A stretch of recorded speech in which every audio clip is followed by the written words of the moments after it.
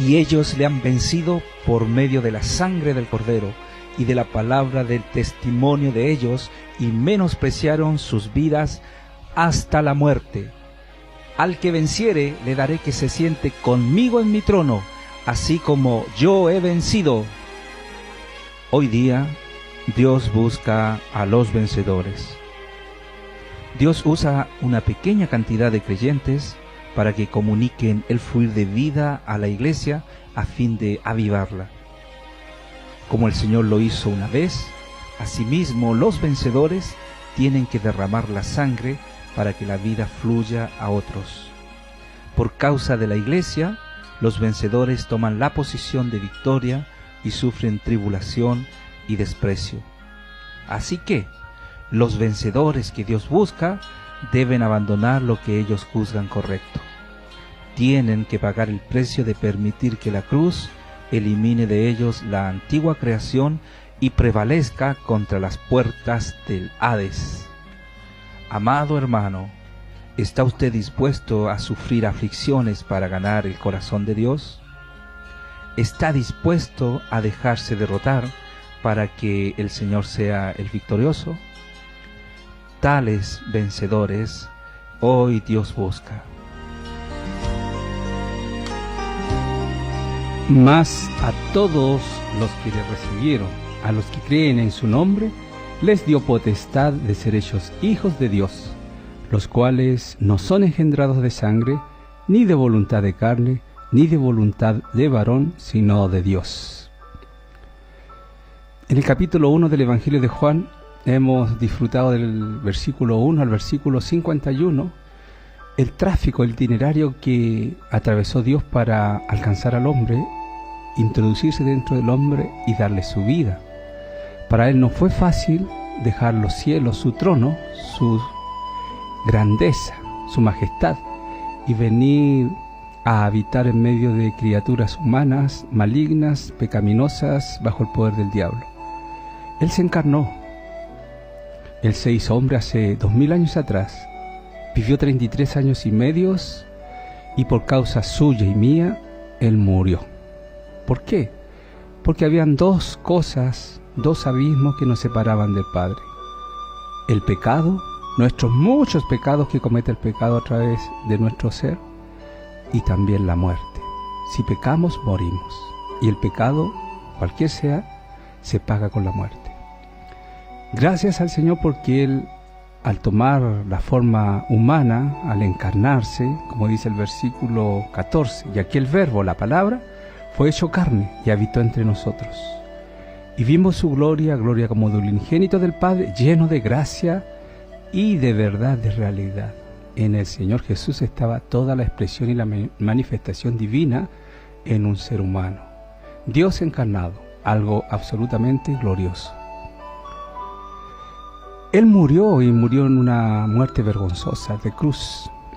Y ahí Él pagó el precio que merecía nuestra redención, la muerte. Él derramó su sangre preciosa, la sangre de Dios mismo, por mis pecados y sus pecados. Él nos sepultó juntamente con Él. Pero Él quedó sepultado, Él resucitó. Primer día de la semana, como el Espíritu Santo, el Espíritu que da vida. Su forma era celestial, resurrecta, inmortal. Él aparecía y desaparecía, se hacía visible e invisible. Ese cuerpo celestial es el premio que tendrán los vencedores en la segunda venida de Cristo. Serán transfigurados en un abrir y cerrar de ojos, y seremos tal como Él es, con la diferencia que Él por la eternidad es Dios, nosotros solamente hijos de Dios, con su vida y su naturaleza divina, de la cual estamos participando, porque Él en su gran misericordia, como el grano de trigo solo, único, cayó en la tierra, murió, pero brotó y llevó muchos granos de trigo a través de las espigas.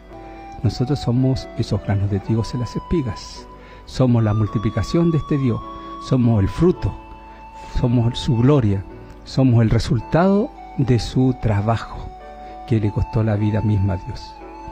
Eso es glorioso. Entonces, hermanos, el Señor murió como el Cordero de Dios, quitó el pecado. Él resucitó y empezó a multiplicarse. ¿Se recuerda que hablamos de los primeros hermanos que llamó? Andrés y Juan, después Pedro, después Felipe y Natanael. Esos fueron los primeros granitos de trigo, que también tuvieron que morir, porque nuestra naturaleza humana caída debe morir como un grano de trigo para que la vida de resurrección del Señor se exprese y se manifieste en nuestro vivir humano. Ahora, hermanos, nosotros también tuvimos que pagar un precio, que es arrepentirnos y confesar los pecados, y creer y recibirle en nuestro interior, mezclarnos con Él, hacernos un espíritu con Él. Lo glorioso es que este Dios pasó por dos transformaciones. Siendo Dios se hizo hombre. A través de la muerte y la resurrección se hizo el Espíritu Santo, el Espíritu que da vida. Se recuerda que en Juan capítulo 20, Él se sopló hacia los hermanos. En la noche del primer día de la resurrección, Él dijo: recibid el Espíritu Santo, y sopló hacia dentro de ellos. Allí ellos recibieron al propio Señor en su interior, recibieron la vida eterna. Eso también ocurrió con nosotros. Pero esto que estamos compartiendo, el fruto del trabajar del Señor, el precio que Él pagó por tener a su novia, que somos los muchos hermanos que Él tiene en la tierra y que ha tenido estos 2000 años, ¿fueron en forma fortuita? No, hermanos. Si usted recuerda lo que señaló Pablo en el libro de Efesios, capítulo 1, ahí habla del dispensar del Padre, del Hijo, por el Espíritu. Fíjese del versículo 3 adelante, voy a hacer un pequeño resumen del dispensar de Dios para dentro del hombre tripartito. Recuerde que nosotros tenemos espíritu, alma y cuerpo, y Dios está en nuestro espíritu y se está expandiendo a nuestra alma, es decir, a nuestra mente, dándonos la mente de Dios, a nuestra emoción, allí conteniendo el amor de Dios eterno, indestructible, y la voluntad de Dios, ser uno con los deseos del Señor, con su necesidad. Bendito sea el Dios y Padre de nuestro Señor Jesucristo, que nos bendijo con toda bendición espiritual en los lugares celestiales en Cristo.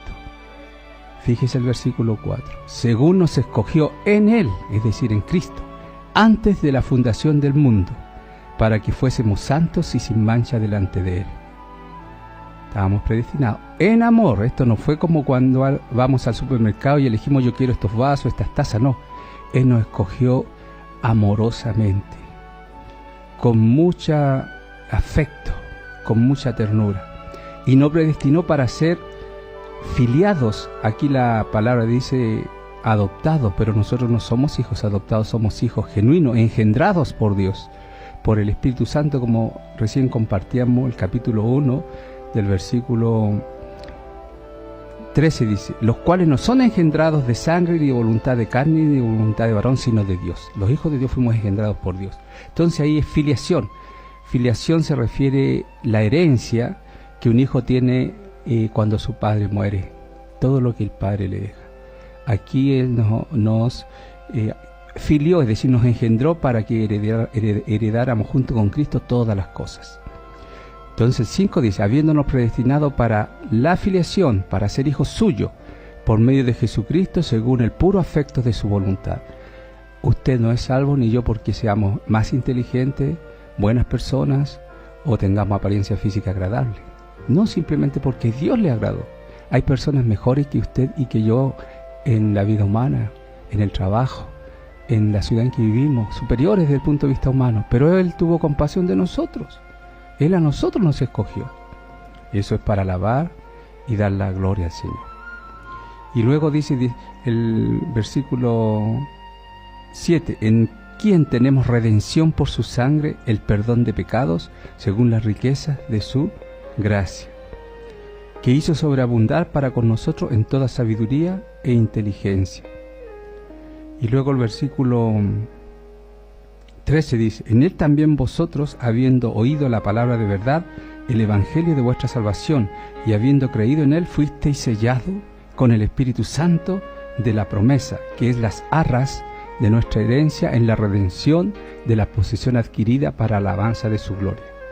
Esa es la obra que hizo el Padre, el Hijo, por el Espíritu. Nos escogió desde antes de la fundación del mundo para ser sus hijos amados y para que fuésemos santos y sin mancha. No es para que simplemente nos quedemos como hijos. Ser santos y sin mancha implica un proceso que nos lleva a todo nuestro vivir humano. Es una transformación, abandonar el pecado abandonar la mundanalidad, abandonar la carne, negar la vida de alma y empezar a expresar al Señor y amar y servir a las cosas de Dios. Entonces, hermanos, su calidad que tiene hoy como hijo de Dios es porque Dios lo escogió de antes de la fundación del mundo. No cualquiera invoca el nombre del Señor Jesús, solamente los que están destinados para la salvación. Porque invocar el nombre del Señor Jesús es tocar al propio Dios. El Señor Jesús es Dios.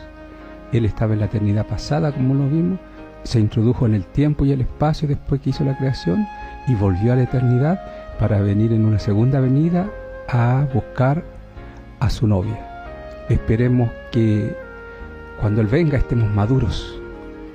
Recordemos que están las bodas del Cordero y su novia se está preparando. Está vistiéndose de lino finísimo resplandeciente, que son las acciones justas de los santos. En otras palabras, usted y yo tenemos que procurar el vestido de novia, que es las acciones justas de los santos, y practicar el amor de Dios por el Espíritu. Entonces, hermano, ¿cuál es su responsabilidad? Mi responsabilidad como hijo de Dios, crecer. ¿Es anormal que un recién nacido quede siempre recién nacido? No es normal. Tiene que hacerse niño, adolescente, joven, adulto, y maduro después como un anciano, lleno de experiencia en la vida humana. También ese es nuestro destino, ser maduros, tener la estatura y la plenitud de Cristo.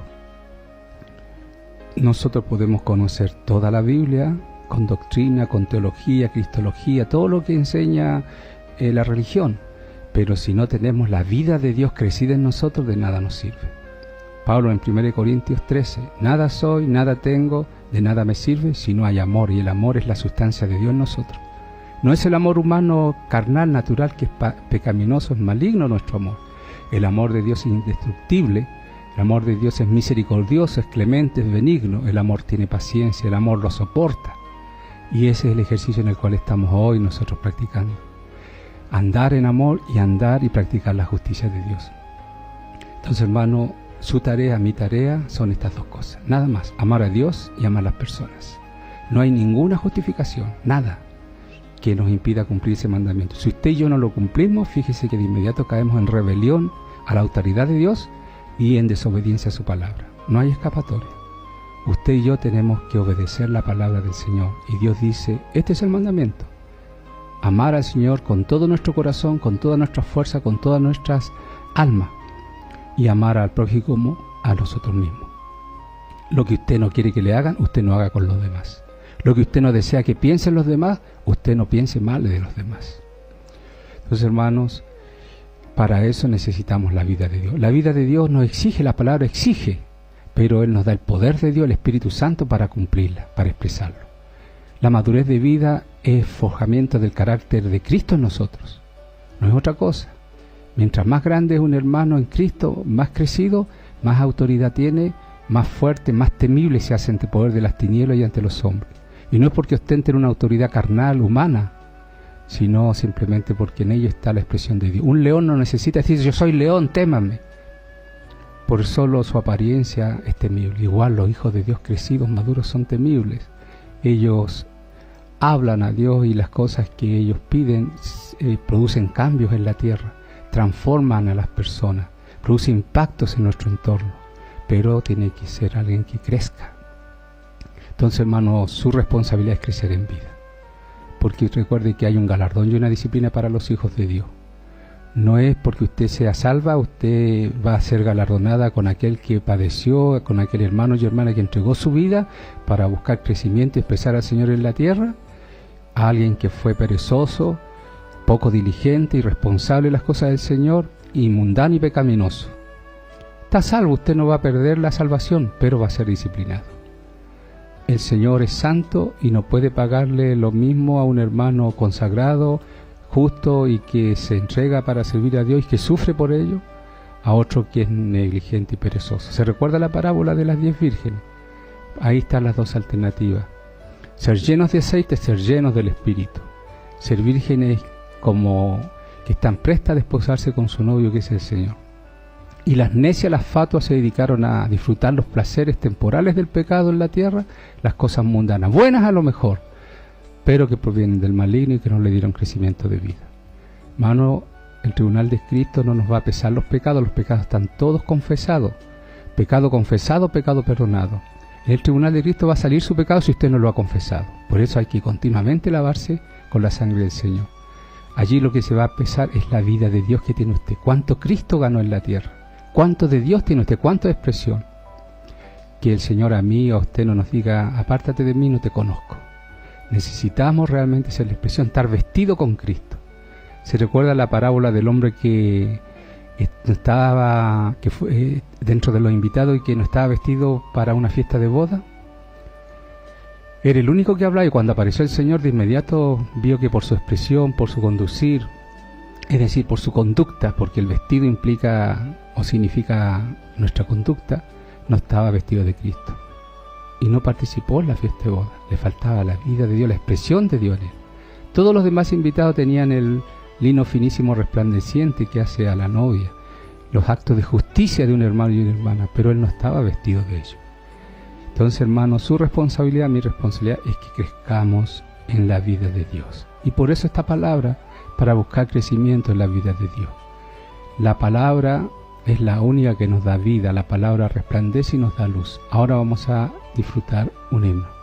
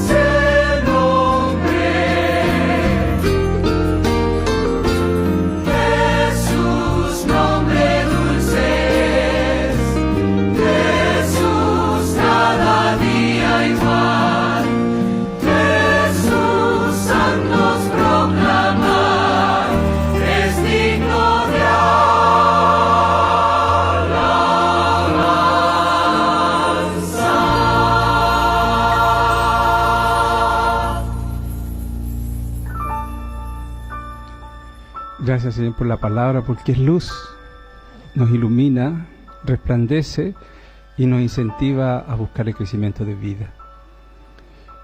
No debemos olvidar que Dios es amor y porque Él nos amó, nos predestinó para esta salvación tan grande, pero que también implica pagar un precio, nuestra vida de alma mientras estemos en el cuerpo.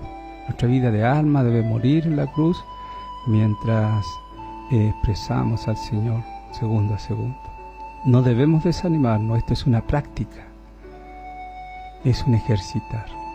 En un momento podemos estar desanimados porque nos cuesta practicar la palabra, pero de inmediato está la sangre preciosa del Señor rociándonos, nos arrepentimos y abandonamos el pecado. Fíjese que a los pecados que usted más debe vigilar son los del alma, el carácter. No debe expresar su viejo hombre. Usted ya tiene la vida de Dios en su interior, tiene a Cristo en su interior. Debe buscar la manera de que Él se exprese en usted. Esa es la victoria de un hermano o una hermana. Eso es lo que lo hace un vencedor, expresar al Señor. Anteriormente tocamos algunos textos de las epístolas de Pedro que hablan de que el resumen o la síntesis o la culminación de ejercitar y practicar las preciosas y grandísimas promesas y de desear la palabra como leche espiritual, formarse el carácter de Cristo en nosotros. Se recuerda, ¿no? A la fe añadir virtud, a la virtud conocimiento, pero no desde el punto de vista intelectual, mental, sino como práctica, experiencia de vida. Conocimiento implica experiencias que tenemos en Cristo en nuestro vivir cotidiano, en el hogar, en el trabajo, en nuestra intimidad con el Señor, al relacionarnos con los demás. La palabra se prueba en nuestras relaciones humanas. Fíjese que usted mientras duerme no comete pecados, pero levántese y empieza a relacionarse con su esposo, su esposa, sus hijos, sus compañeros de trabajo, y empieza a expresarse la vida de alma y los pecados. Pero no podemos aislarnos ni vivir como un religioso o un ermitaño. El Señor nos puso en el mundo para ser luz y sal. No somos del mundo, pero estamos allí en un campo de entrenamiento para tener el carácter divino. Así que, hermano, dele gracias al Señor. Yo le agradezco al Señor que me dio un día más de vida humana para expresar al Señor, para negar mi vida de alma hoy sábado, para disfrutar al Señor. Entonces la elección del Señor para nosotros fue en amor. Cuando predicamos el Evangelio siempre tocamos Juan capítulo 3 versículo 16, porque de tal manera amó Dios al mundo que ha dado a su Hijo unigénito, para que todo aquel que en Él cree no se pierda, mas tenga vida eterna. Esas fueron las palabras que después el Señor señaló en la comunión que tuvo con Nicodemo en la noche. Nicodemo pensaba que nacer de nuevo, que es lo que el Señor exige para tener acceso a la vida divina, era nacer de nuevo de su mamá, de su madre, volver al vientre de su madre encinta. Y el Señor le dijo, no, le dijo, hay que nacer del agua y del Espíritu. Necesitamos, por un lado, nosotros arrepentirnos y ser bautizados. El viejo hombre debe quedar sepultado en las aguas de la muerte y en resurrección elevarse, llenos del Espíritu. El viejo hombre debe ser crucificado en las aguas del bautismo y el nuevo hombre resucitado por el Espíritu. Entonces, hermanos, para ser hijo de Dios hay que nacer del Espíritu, es decir, hay que creer y recibir al Señor. Esa es la entrada, el ticket para entrar al reino de los cielos, para entrar a la iglesia del Dios viviente. Bueno, tocamos algunos asuntos prácticos, pero veamos ahí en el mismo Evangelio de Juan, ¿qué implica que hayamos recibido al Señor? Implica una morada mutua. Usted sabe lo que es una morada, es como la casa donde vivimos, ahí yo moro. Mora mi esposa, mis hijos, mis nietos. El Señor también, su morada es nuestro espíritu. Pero nosotros también tenemos una morada, que es Dios mismo, el Señor. Nosotros moramos en el Señor. Grande es ese misterio. Somos carne de la carne de Cristo, sangre de su sangre, hueso de su hueso, dijo Pablo en Efesios 6. Se recuerda que Felipe le dijo, muéstranos al Padre. Y Jesús le dijo en el versículo 6, yo soy el camino, la verdad y la vida. Nadie viene al Padre sino por mí. Entonces hay que creer y recibir al Señor, primer paso. En otras palabras, el que tiene al Hijo tiene la vida, y allí puede tener acceso al Padre, porque tener al Señor es tener al Padre. Fíjese que el Señor dice, yo y el Padre uno somos. En el versículo 16 dice, yo rogaré al Padre y os dará otro Consolador para que esté con vosotros para siempre. El Espíritu de verdad, el cual el mundo no puede recibir porque no le ve ni le conoce, pero vosotros le conocéis porque mora con vosotros y estará en vosotros. Entonces el Señor ya ahí se revelaba también como el Consolador, el Espíritu de verdad, de realidad. Dice, vosotros le conocéis, porque mora con vosotros. Es decir, estaba el Señor viviendo con ellos vivían con Él. Y estará en vosotros. En significa dentro de ellos. No os dejaré huérfanos, vendré a vosotros. Y no solamente se refiere en ese aspecto a su estadía de 40 días para entrenar a los hermanos a que se acostumbraran a su nueva forma, que era el Espíritu Santo. Él estuvo 40 días antes de ascender a los cielos con los hermanos.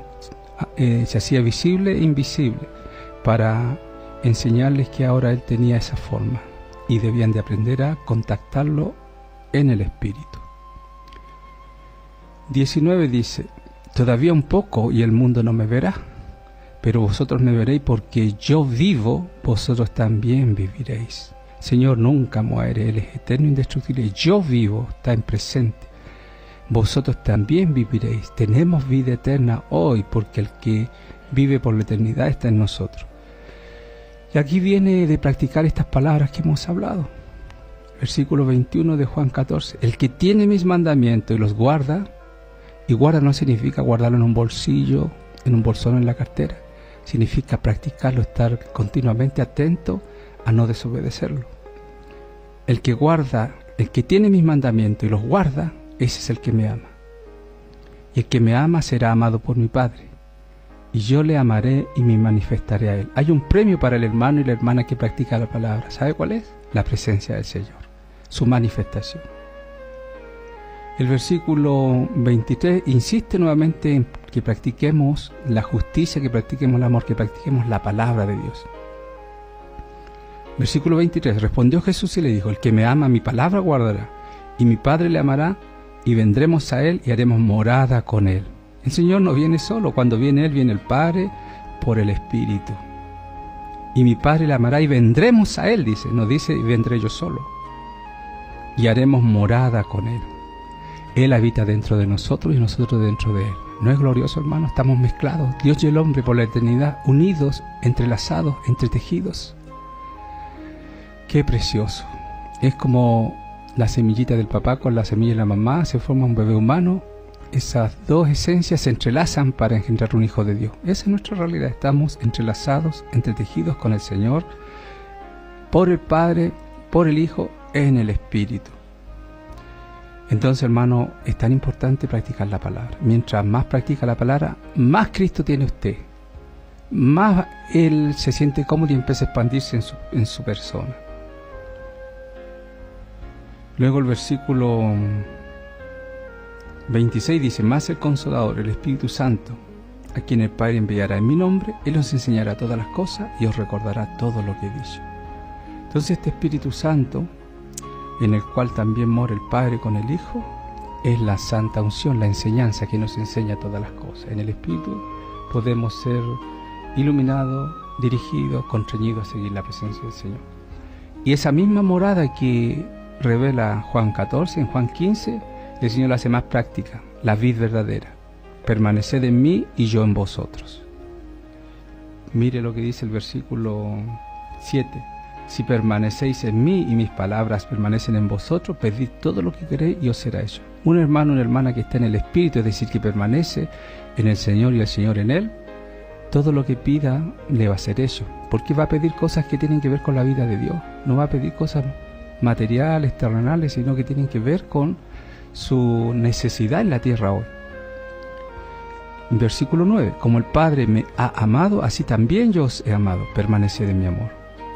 Y al permanecer en amor del Señor, estamos en su presencia, en su palabra, en la realidad de su hablar divino. Si guardareis mis mandamientos, permaneceréis en mi amor. Así como yo he guardado los mandamientos de mi Padre y permanezco en su amor. El premio aquí viene, es maravilloso. Estas cosas os he hablado para que mi gozo esté en vosotros y vuestro gozo sea cumplido. El disfrute entre Dios y nosotros se cumple cada vez que practicamos la palabra y es permanente si continuamente vivimos guardando la palabra del Señor y rociados por la sangre del Señor. Y nuevamente reitera su palabra, este es mi mandamiento, que os améis unos a otros como yo os he amado. Entonces, hermanos, gracias al Señor porque tenemos la visión de los hijos de Dios, engendrados desde antes de la fundación del mundo para ser filiados hijos de Dios. Fuimos realmente elegidos en amor, Él nos amó desde la eternidad, pero nuestra responsabilidad es crecer en vida. Y para eso Él hace una morada mutua en nosotros. El Señor es la palabra, pero también es el Espíritu. Cuando tocamos la palabra, tocamos el Espíritu. Y hay una manera práctica que Pablo le enseñó a los corintios. 1 Corintios capítulo 12 versículo 3 dice: y nadie puede llamar al Señor Jesús si no está en el Espíritu Santo. ¿Usted quiere estar en el Espíritu Santo? Llame al Señor Jesús, ya sea en forma secreta, recóndita, escondida, íntima. Oh Señor Jesús, como la respiración, como un latido de su corazón. O cuando tiene la privacidad suficiente, invóquelo en alta voz: oh Señor Jesús.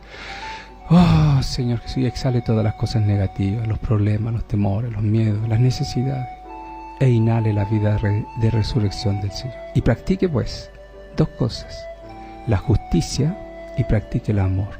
Practique amar a los demás y usted mismo sea justo. No le aplique la justicia a su prójimo, a su esposa, a sus hijos, a sus hermanos. A usted mismo. Si hoy mintió, más tarde no mienta. Eso es practicar la justicia. Y a los demás trátelos con amor. Si ve debilidades, cúbralas. Si ve algún pecado en un hermano, ore al Señor para que Él pueda también verlo y arrepentirse. Y si lo ama, vaya y déle la oportunidad y dígale: ¿sabes qué? Tienes este problema y es necesario que busquemos la comunión del Señor. Cuide a los hermanos. El Señor lo único que hizo en la tierra fue nutrir con su palabra a las personas y cuidarlas con ternura. Y nosotros tenemos esa misma vida. No hay otro sendero, hermanos. Ya los rieles están dispuestos y por ellos debemos caminar. Amar a Dios y amar a los hermanos. Practicar la justicia de Dios en nosotros y el amor para con los demás. Para con los demás misericordia, pero para con usted mismo, usted debe ser severo, fuerte, firme, no dar lugar a la vida de alma. Jesús es el Señor.